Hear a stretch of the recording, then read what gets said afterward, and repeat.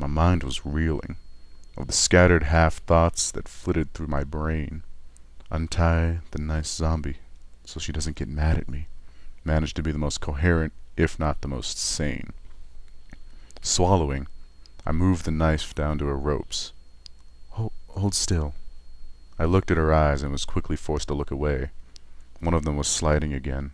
Her breath was fetid. Now if I let you go, and you try to eat my brains, we're going to have harsh words. I had freed the second two captives, including the zombie pony, both of whom slipped away without an offer to help, although the zombie at least smiled at me, which was deeply unpleasant, and was trying to figure out how to get to the hanging cage when two more raider ponies appeared on the balcony above. One of them was a unicorn pony, with a very scary-looking firearm. I dove into the shelter of a stairwell as the raider opened fire. The gun let out a terrifying cacophony of rapid-fire cracks as it sprayed the main room with bullets. At least I knew what type of gun the large clips were for now. I waited until I heard him reloading, then dashed into the room and spun to face him, focusing all my magic. Not on my own weapon, nor on him, but the bookshelf behind him. The glow of my horn stood out brighter and brighter as he lifted and reloaded the assault rifle and took aim for my head. Crash! The bookshelf came down on top of him, knocking him unconscious. The assault rifle fell to the floor in a rain of dead books. Something else showered down as well, thrown from the falling bookshelf. Knocking away a book that had fallen over it, I saw that it was an ancient, dusty pair of pre-war binoculars. At first, it struck me as extremely odd that someone would need binoculars in a library. That would require some really bad eyesight. But the silly thought passed. I couldn't see where the other raider pony had gotten to. Swiftly, I added the assault rifle to my growing collection, and the binoculars for good measure. Then I looked back to the balcony, considering it as a way to get to the cage pony hanging from the ceiling. If I could get up there, I thought I could leap from it to the cage. That would get me close enough that I could see what I was doing when I picked the lock. The second raider pony appeared back at the railing, a wicked grin on his face. With a hoof, he shoved forward an ammo box, then tilted it over. The lid sprung open, and half a dozen orange discs poured out into the library below. Beep, beep, beep, beep, beep, beep, beep, beep, beep, beep, beep, beep. Oh, fuck! I dashed as fast as my little legs could take me, leaping over the body of the pool cue pony and under the kitchen table, using my magic to toss it over as a shield. The carved-up radigator slid to the floor with a meaty thump. Behind my shield, the world became blinding light and fire. When I emerged, the room was a wreck. Fresh blood dripped down into my mane. Looking up, I saw the blast tore the remains of the pony in the twisted cage. Oh, Celestia, damn them to hell! More determined than ever, I stripped the raider bodies, what little was left of them now, of their armors. The armors were in shredded tatters, but with some effort, I was able to use the best parts of each to patch together something that would give me better protection than my stable-issued utility barding.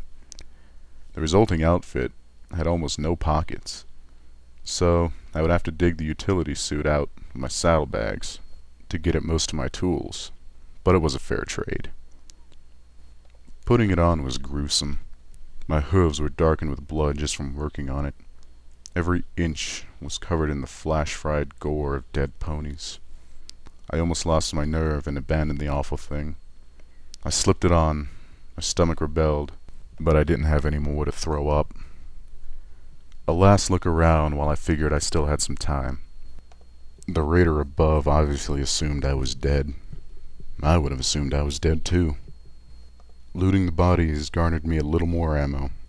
The gun from the earlier raider had been in bad shape to begin with, and was damaged beyond repair by the explosion. Several ponies apparently collected bottle caps, which struck me as an absurdly odd thing to hoard. I left those alone. The kitchen's refrigerator had a small stockpile of food.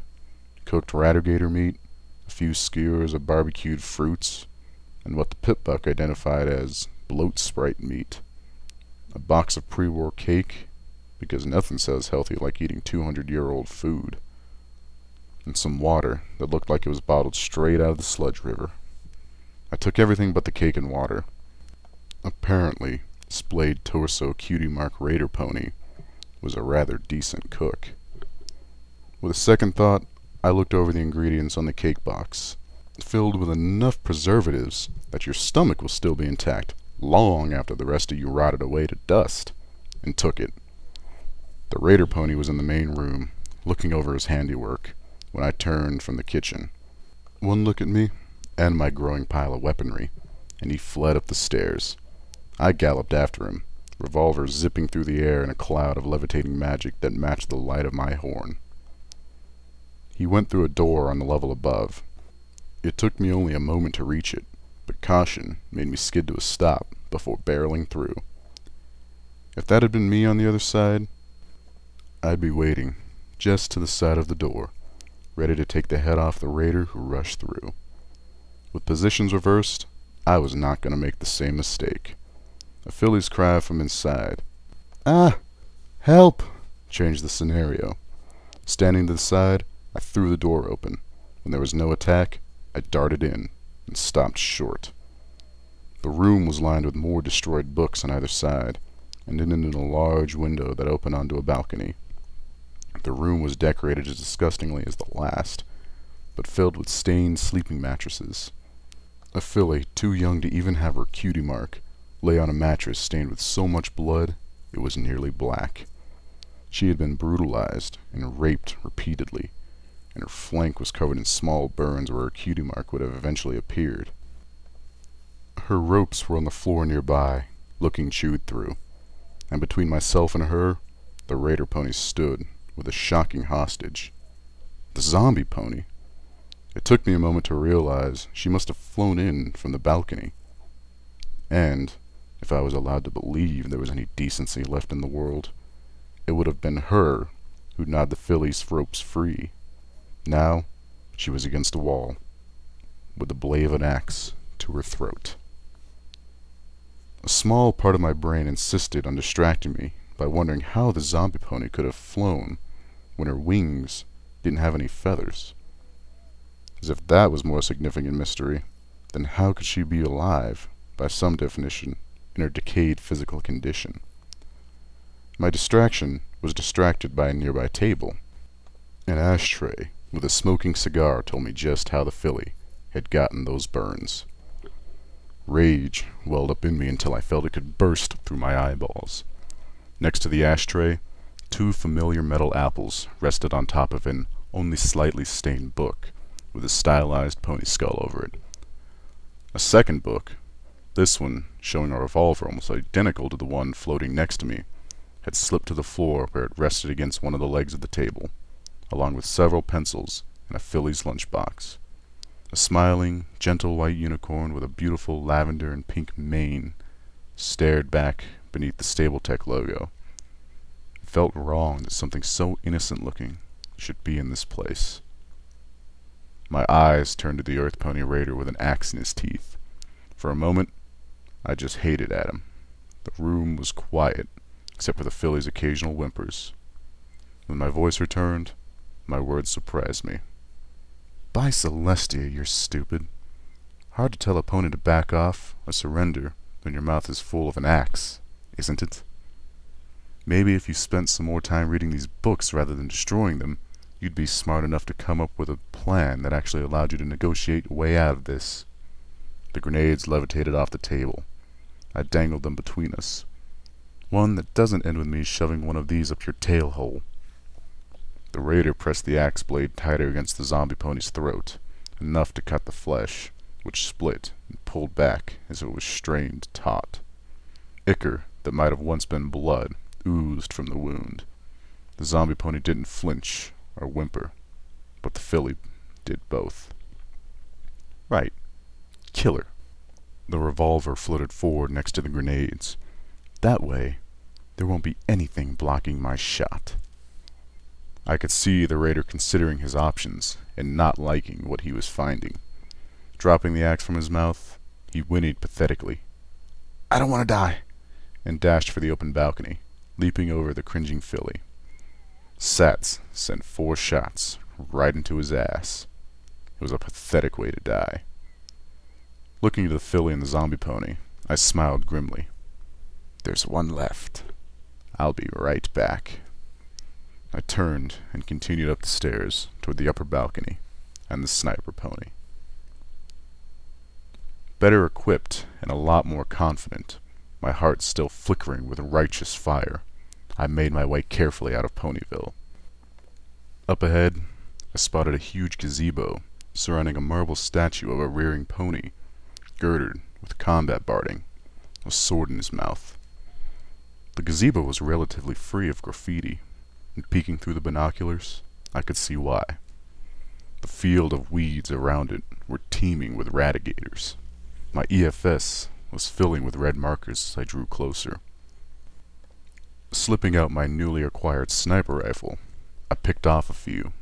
Their meat, I knew now, was safe when cooked, at least relative to the other food sources in the equestrian wasteland. Slipping the sniper rifle back into its harness, another gift from the sniper pony, I slid out the serrated knife and crouched up towards my kill. An alert flashed on my pip buck. Checking it, I had discovered that I had labeled the gazebo in front of me, the Macintosh War Memorial. Curiosity pulled me closer. Careful of radigators, I neared enough to read the inscription beneath the statue through my binoculars. In honor of Big Macintosh, hero to the Battle of Shattered Hoof Ridge, and his noble sacrifice for all of Equestria. As I lowered the binoculars, I caught sight of something else. A concrete circle sticking up from the ground, roughly halfway between myself and the gazebo, near a pony hole cover. Remembering the night before, I turned my pit buck back to the first radio broadcast on the list. From these damned apple trees near up the stable. Now he's terribly sick. Too sick to move. We've holed up in the cistern near the old memorial. We're running out of food and medical supplies. Please, if anyone hears this, help us. Message repeats. Pulling out the revolver, wary of radigators, I crept towards the cistern. I was almost there before one of the beasts charged at me, its huge maw opening to reveal rows and rows of razor-sharp teeth. I fired twice into its mouth. Horrifyingly, that wasn't enough to kill it. But it did make the beast think twice. The sound, however, brought more of them down on me. Abandoning the revolver in fright, I used my magic to pull open the pony hole, and dived in, sliding the cover over behind me. In the wake of my anger, I was exhausted. In the aftermath of the library battle, my whole body ached from exertion. My nerves felt frayed from the content adrenaline. Eating a bloat sprite skewer, I looked over the small underground chamber once more, before curling up on the upper bunk of the pair of bunk beds built into the wall. I tried not to think of the Colt skeleton on the bed below me. The skeleton of his father was by the door. A sip from my canteen took the edge off my thirst. It was almost empty. I had to conserve. I reflected how, when I had come back downstairs after dealing with the sniper pony, the zombie pony was already gone, and had taken the poor filly with her. I hoped it was to some place safe. I found it strange that the most decent pony I'd found in the wasteland was already sort of dead. I also noticed that the assault rifle pony was also gone. He had woken up and freed himself from the crushing bookcase. That meant there was at least one more raider still in the wastes. But I wasn't the sort of pony to kill some pony while they slept. Not even a raider. I figured that if I slept here tonight, that would give the radigators time to wander away from the exit. If I was lucky, I would even spot where I dropped the revolver. Until then, I would preoccupy myself with my 2 new books. Slipping them out of my saddlebags, I looked the first one over. The one with my lost revolver on the cover. Guns and bullets. Very straightforward. I set it aside for now. The second book, a gray tome with a black pony skull on the cover, was the real prize. Opening it to the first page, I began to read. The Wasteland Survival Guide by Ditzy Doo. Footnote. Level up. New perk. Bookworm. You pay much closer attention to the smaller details when reading. You gain 50% more skill points when reading books.